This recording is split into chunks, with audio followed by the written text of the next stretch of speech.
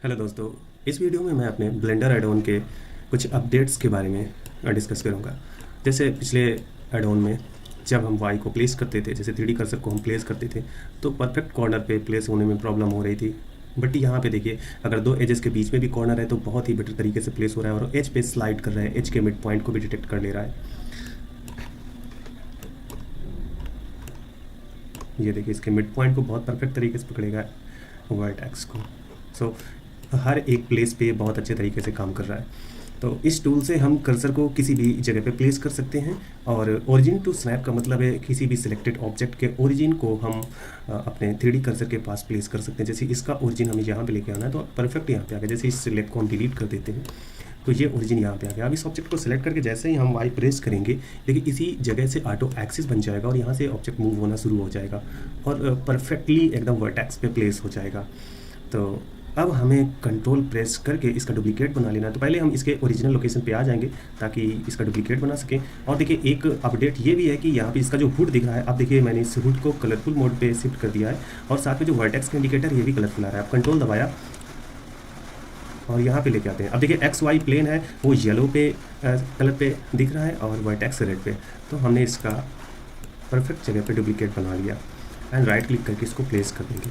जब हम 3D cursor को प्लेस करते हैं तो ये देखिए यहाँ पे भी 3D कर्सर लिख के आ रहा है कि प्लेस कर रहे हैं 3D कर्सर। एंड इसी तरीके से ओरिजिनल जब ओरिजिन को प्लेस करते हैं तो प्लेसिंग ओरिजिन ये भी लिख के आ रहा है। इस जगह पे एक ऑब्जेक्ट बनाना चाहते हैं या फिर इसके जस्ट ऊपर रखना चाहते हैं तो यहाँ पे हमने इसके फेस पे रख दिया या फिर फेस के सेंटर पे रख दिया। देखिए फेस का सेंटर भी हम परफेक्टली स्नैप कर रहा है और हम अपने प्रिमिटिव से हम यहाँ पे बॉक्स को रख सकते हैं इस तरीके से। और बॉक्स के साइज को यहाँ पे एडिट बॉक्स है, यहाँ से हम इसके साइज को कम ज़्यादा कर सकते हैं। यहाँ से हम विड्थ को कम ज़्यादा कर सकते हैं, डेप्थ को एंड हाइट को। अगर हमें विड्थ और डेप्थ दोनों को एक साथ कम करना है तो इस बटन को ऑन करिए। इस तरीके से हम देखिए विड्थ और डेप्थ को एक साथ घटा बढ़ा सकते हैं। और अगर आप चाहते हैं हाइट विड्थ डेप्थ तीनों एक साथ बढ़ें क्यूब के जैसे, तो ये देखिए तो बहुत अच्छा ऑप्शन है। और यहाँ से इसकी हम जेड को कम ज़्यादा कर सकते हैं। सो नेक्स्ट इन्हेंसमेंट है, जैसे ये ब्लॉक है हमारे पास और यहाँ पे हम इसका ओरिजिन स्नैप करना चाहते हैं तो ओरिजिन अब फेस पे भी स्नैप होगा, हर एक इंडिविजुअल फेस पे स्नैप होगा। तो किसी भी फेस पे अगर आप ओरिजिन को रखना चाहते हैं तो वहाँ पे ओरिजिन या फिर 3D कर्सर प्लेस हो जाएगा। अब देखिए ओरिजिन 3D कर्सर की हेल्प से प्लेस हो रहा है, बट अगर हमने स्टार्ट में 3D कर्सर को जैसे यहाँ पे रखा हुआ है और हम ये चाहते हैं कि ओरिजिन हमारा इस सेंटर पे प्लेस हो जाए तो ओरिजिन के साथ साथ 3D कर्सर भी प्लेस हो जाएगा। बट हम चाहते हैं 3D कर्सर हमारा प्रीवियस जगह पे बना रहे, इसके लिए एक बटन है कीप कर्सर आफ्टर ओरिजिन। अब अगर आप ओरिजिन को प्लेस करेंगे किसी भी जगह पे तो ओरिजिन को प्लेस करने के बाद ये कर्सर अपनी जगह पे लौट जाएगा। इससे एक फ़ायदा ये होगा कि जैसे इस जगह पे हम कुछ ऐड करना चाहते हैं, जैसे थिक प्लेन ऐड करना चाहते हैं तो थिक प्लेन को हमने यहाँ से ऐड कर लिया है और इसकी विड्थ एंड हाइट इस तरीके से रिड्यूस कर सकते हैं। इसको अनटिक करके हम इसकी थिकनेस को स्पेशली यहाँ से घटा बढ़ा सकते हैं ऐसे। साथ में ही अगर आप 3D कर्सर को किसी ऑब्जेक्ट के बाहर ले जाते हैं तो ऑटोमेटिक वो एक्स वाई प्लेन पे फॉल बैक करेगा। देखिए एक्स वाई प्लेन है, यहाँ पे आ जाएगा और एक्स वाई प्लेन इस ओरिजिन के जो एक्स वाई प्लेन है वहीं पे होगा। तो अगर कर्सर मैं यहाँ पे प्लेस करूँगा तो देखिए इसका जो जेड हाइट है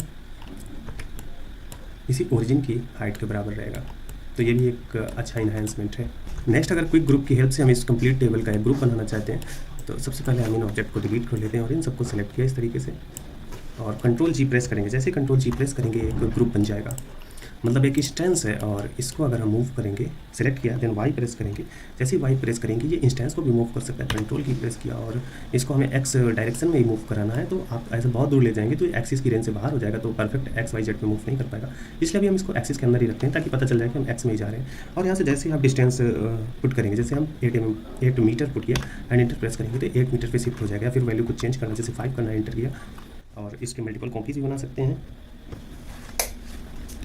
स्टार मल्टीप्लाइज 3 इंटर, तो इसके 3 कॉपी बन जाएंगे। अब अगर इन सबको फिर से मैं एक कंट्रोल जी करके ग्रुप बना दूं तो ये सारे इंस्टेंसेस का एक और ग्रुप बन गया। देन वाई प्रेस किया, कंट्रोल दबाया और इस एक्सिस में हम इसका डुप्लीकेट बनाना चाहते हैं। देखिए यहाँ पे एक मोड और दिया गया है ऑटो वायर फ्रेम का। अभी देखिए बैकग्राउंड की चीज़ें दिखती नहीं है, जैसे ही वाई प्रेस करेंगे ये देखिए सब कुछ वायर फ्रेम हो जाएगा ताकि ये दिखाई देने लगे सही से आपको बेटर तरीके। इस वर्टेक्स पे हम इसको 4 मीटर डिस्टेंस पे बनाना चाहते हैं, मल्टीप्लाइज 3 इंटर। जैसे ही फिनिश करेंगे वायर फ्रेम ऑटोमेटिक डिसेबल हो जाएगा।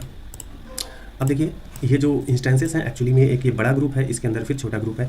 अब यहाँ पे एक और ग्रुप डेप्थ का ऑप्शन दिया गया है। जैसे ग्रुप डेप्थ को मैं 0 कर लेता हूँ और 3D कर्सर को प्लेस करने की कोशिश करता हूँ तो देखिए अभी ये किसी भी ऑब्जेक्ट को बेटर तरीके से स्नैप नहीं कर रहा, क्योंकि ग्रुप डेप्थ 0 है, मतलब हम ग्रुप के अंदर चीज़ों को नहीं चेक कर रहे हैं। जैसे ही ग्रुप डेप्थ को 1 कर लेंगे और अगर अब 3D कर्सर प्लेस करेंगे तो अभी भी ये इसके अंदर नहीं जा रहा, क्योंकि ये जो ऑब्जेक्ट बने हैं ये ग्रुप के अंदर ग्रुप है, यानी इस डेप्थ को हमें 2 करना पड़ेगा, तब जाके हम इस डेप्थ तक पहुँच पाएंगे।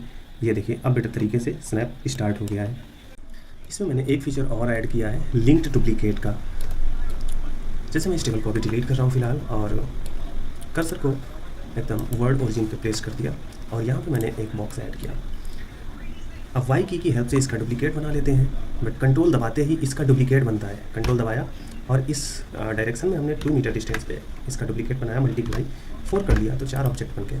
बट अगर पहले ऑब्जेक्ट को मैं मॉडिफाई करूँगा, टैब की प्रेस की, और इसके अंदर हमने कुछ इन्हेंसमेंट किया, जैसे इन दोनों वर्टेक्स को सिलेक्ट कर लिया और ग्रैब की हेल्प से इसको थोड़ा सा चेंज किया, तो आप देखेंगे बाकी ऑब्जेक्ट में से कोई चेंज नहीं हुआ। ओके, चलिए फिर से हम 3D कर्सर को इस जगह पे प्लेस कर लेते हैं और एक ऑब्जेक्ट यहाँ पे ऐड कर लेते हैं। अब हम वाई की हेल्प से इसका डुप्लीकेट बनाते हैं। अब हम अल्ट प्रेस करेंगे, देखिए जैसे ही अल्ट प्रेस किया यहाँ पे लिंक कॉपी लिख गया, मतलब अब हम लिंक्ड कॉपी बना रहे हैं, और यहाँ पे प्लेस करके मल्टीप्लाई कर देंगे 4 ऑब्जेक्ट या 5। Okay, finish. अब अगर हम एक ऑब्जेक्ट को मॉडिफाई करेंगे, टैब की प्रेस किया, एक वर्टेक्स को सिलेक्ट किया इस तरीके से, और जी की हेल्प से हम इसे मूव करेंगे कहीं पर भी, तो ये देखिए अभी एक्चुअली में स्नैपिंग ऑन है, इसलिए स्नैप कर रहा है ये जी। जैसे ही हम इसको मॉडिफाई करेंगे, देखिए सारे ही ऑब्जेक्ट एक साथ डुप्लीकेट हो जाएंगे। तो ये भी एक अच्छा इन्हांसमेंट है लिंक्ड कॉपी का। इस तरीके से डायमेंशन के हिसाब से कैड स्टाइल में ऑब्जेक्ट को प्लेस करना काफ़ी हेल्प करेगा इंटीरियर सीन को बेस्ट तरीके से लुक देने के लिए। मिलते हैं नेक्स्ट वीडियो में, जहाँ पे इसके और आगे के अपडेट के साथ मिलूँगा।